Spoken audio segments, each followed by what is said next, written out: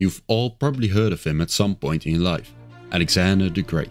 Named the greatest king ever and the most important man in history by many historians for ages. But what was his life like? And why lasted this successful reign for only such a short period of time? In short, who was Alexander the Great?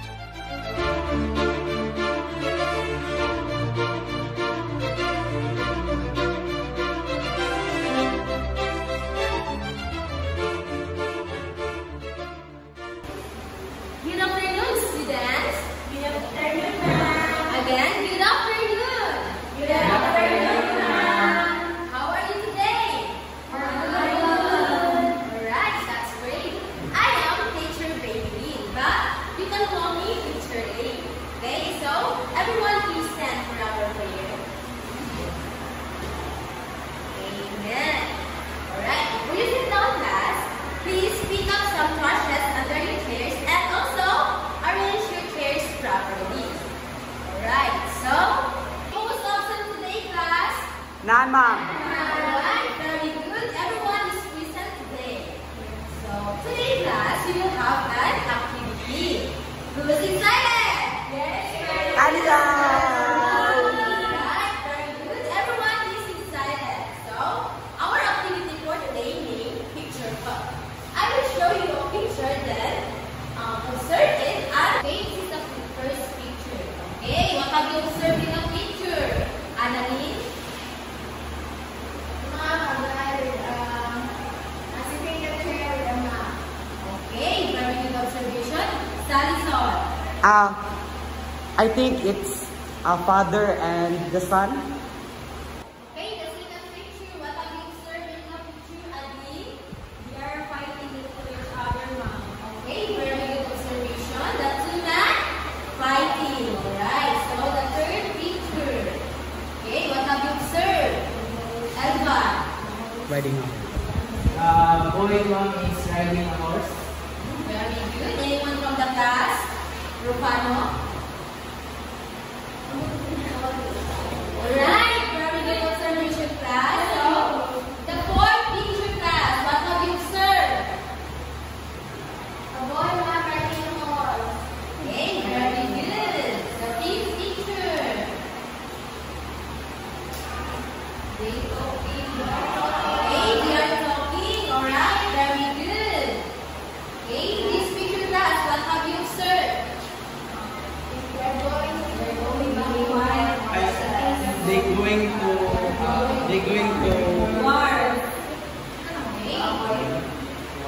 They create a war. Okay, very good. They create a war. Anyone? Sino pa ang makakabigay ng observation nila? I think there is a battle between each empire. Okay, very good observation, class. So, the last picture. Okay, what have you observed in the picture? I think they achieve Okay, please raise your hand if you want to answer. Okay, Alvan? I think, ma'am, they achieved their victory. Very good. You achieved their victory. Or, nagpupulong-pulungan sila para sa kanilang bakbakan. Alright, very good. So, guide questions. Okay, all your observations, class, are correct. Very good. So, the number one question is, do you know who they are? Okay, yung nasa picture kanina, kilala ba yun sila? Sino sila? Okay, yung mga nauna. No? Okay, sino pa? Annalyn? Alexander, ma'am. Alexander, okay, very good. Si Alexander the Great. Alright, very good, class. All your answers are very good. So give yourself a very good clap. One, two, three. Very good, very good, very good. Alright, so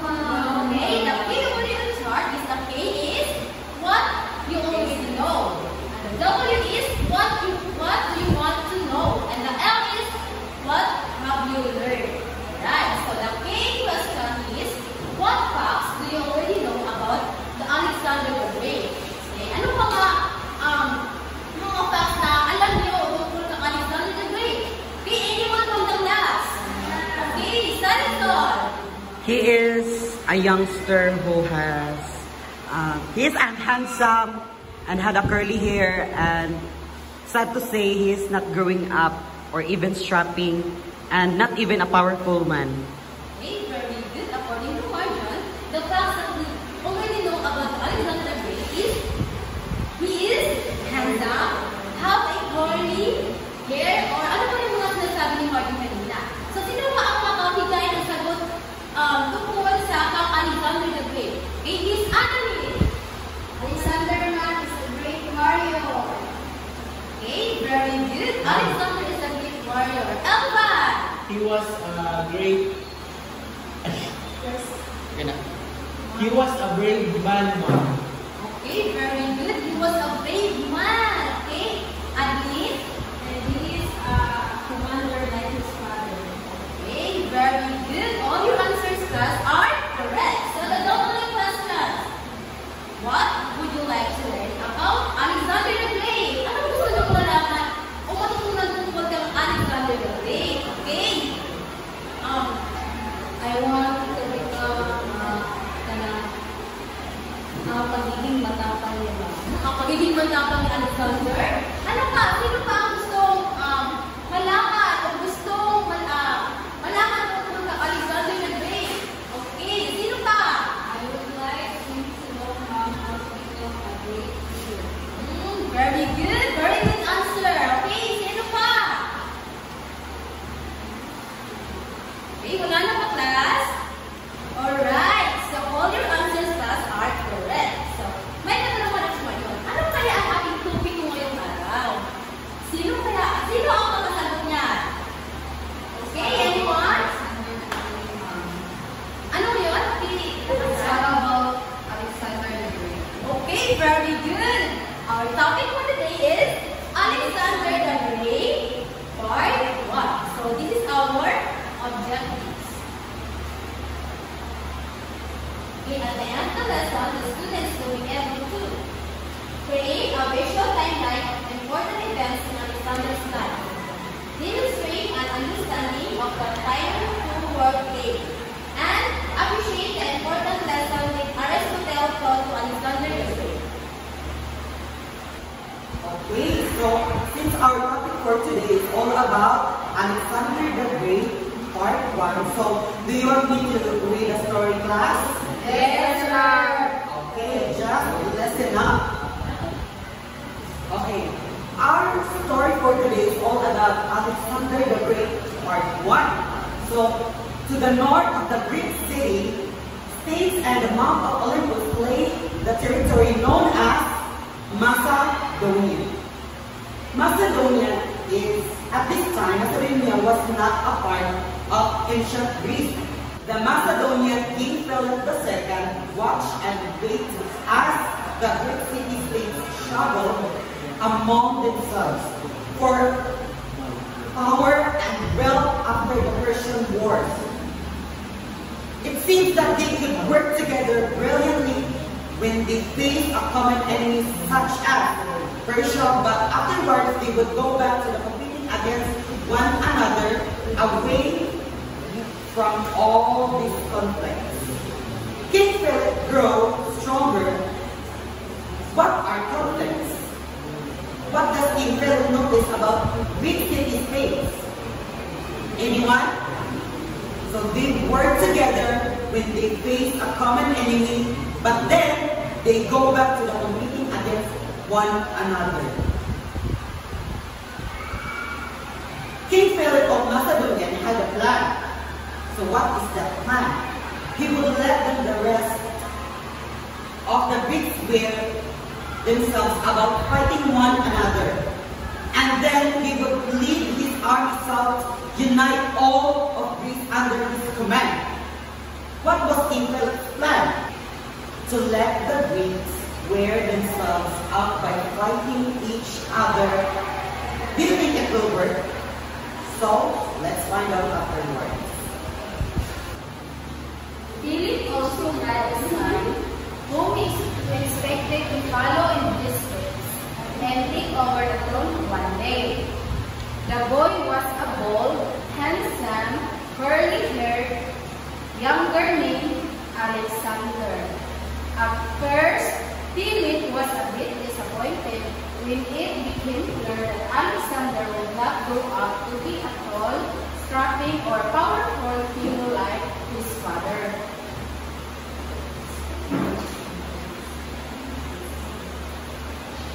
Then Philip wondered, how can someone Alexander's size become a great warrior and commander like me? He soon realized that he had nothing to worry about. What hint does this sentence give of what is going to happen? Alexander will become a great warrior and commander like his father. Alexander was determined to be the best of everything he did. Constantly practiced with sword and spear, hour after hour, even full-grown soldiers told one another, "Keep your guard up when you practice against Prince Alexander, or you will find his sword point at your throat." Alexander trained himself to swim in icy water or icy rivers and run for miles without stopping. He became an excellent wrestler and champion horseman, and was constantly challenging other riders. Do you think of Alexander practice and succeed? So, King Philip had a child named Alexander. Anak ay hindi daw maskulado at hindi mataas. So, nagtanong siya sa kanya sarili kung si Alexander ba ay magiging siya ba pagdating ng araw na magiging mandirigma. So, si Alexander na nag-determine siya sa kanyang sarili na nag-trainee siya, diba? Nag-trainee siya kaya gusto siya mahimo siya parehas sa iyang papa nga maging tutuan ba ng battle magdala og taong maging succeed din sa pagdating ng araw. That Alexander was more than strong and sturdy. He was intelligent to realize it. Philip told his son, "I have courage to have the greatest thinker in the world. Come here to teach you. He is the famous Aristotle. Treat him with respect." Who was Aristotle? Okay, very good. Aristotle is the famous philosopher. And why do you think King Philip wanted his son to study with him? To provide him with a comprehensive education and mold him into a philosopher. Alexander came to love and honor the wise Aristotle and tried to learn all that he could from him. Please read his student. Aristotle taught the French more than science and mathematics. He also tried to pass along all that the Greeks special had learned about living a civilized and well-balanced life important to Aristotle. Well-balanced life important to Aristotle? Yes. Because Alexander loved studying the poems of Bernard.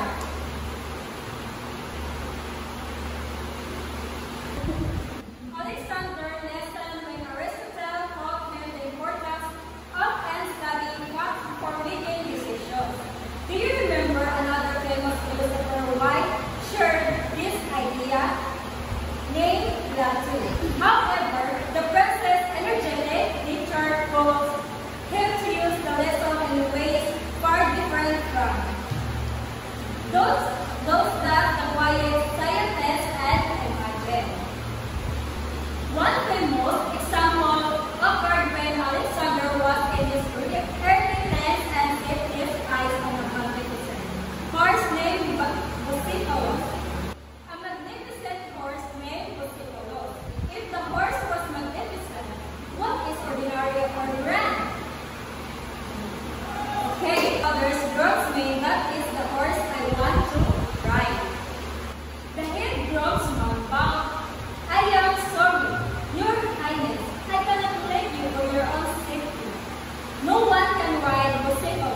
one of our greatest horsemen, tried yesterday, and even broke his leg.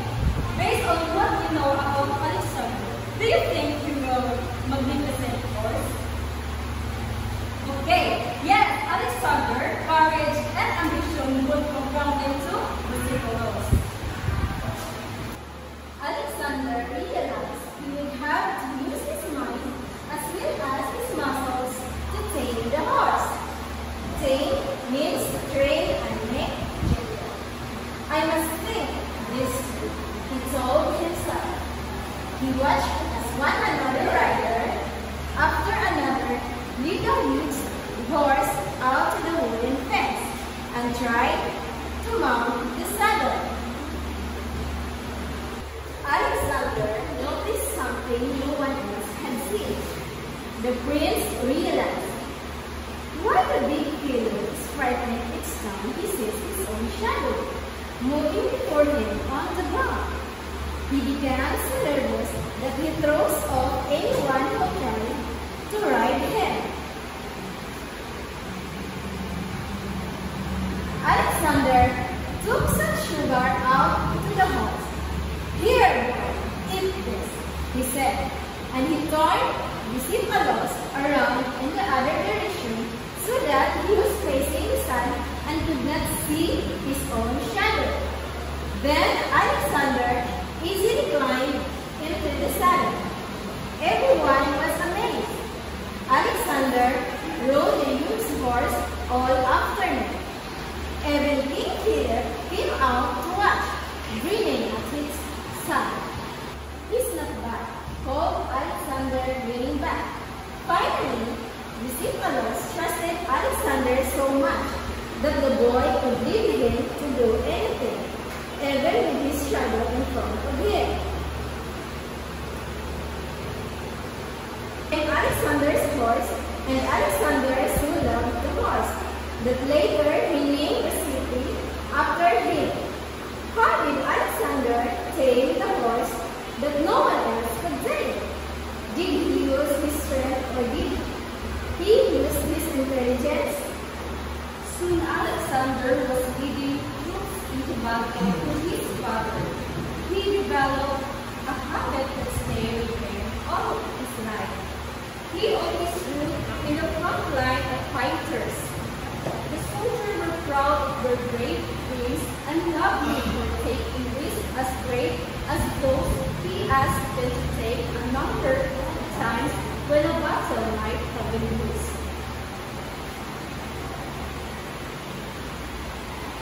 Alexander would yell, charge, and ride ahead. His devoted or loyal and committed soldiers would think, "We cannot let him be killed or captured." They had no choice but to follow him and win the battle, for they know Alexander would never defeat. So what do you mean retreat? Retreat means withdraw or go back. So why do you think Alexander would never retreat?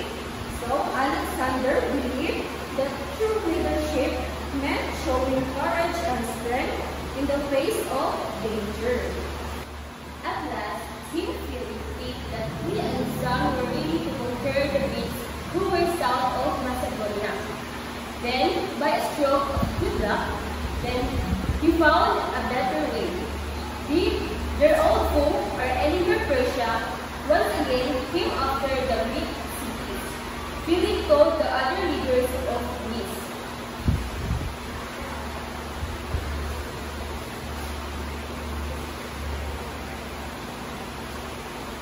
"I will lead you against Persia."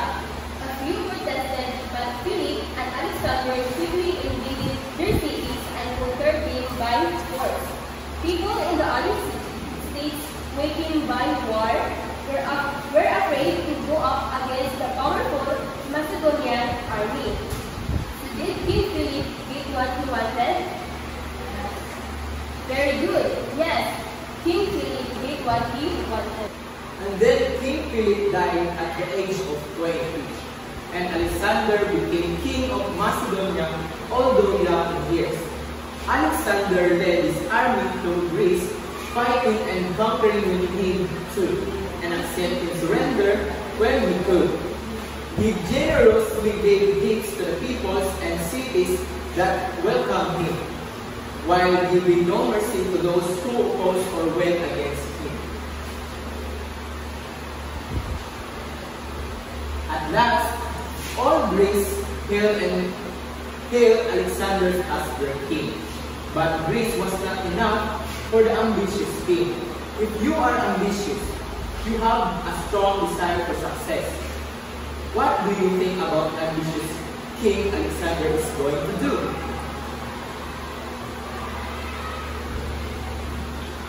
He put one of his trusted advisors in charge of Greece and announced, "It is time to end the Persian threat once and for all, and to call Persia my own." Which that Alexander set out on his greatest adventure. Now that Alexander has conquered the Greece city-states, who does he want to conquer next? You'll hear about the adventure in the next Read Aloud. Okay class, that was our story for today, and I hope you learned a lot from the story of Alexander the Great, Part 1.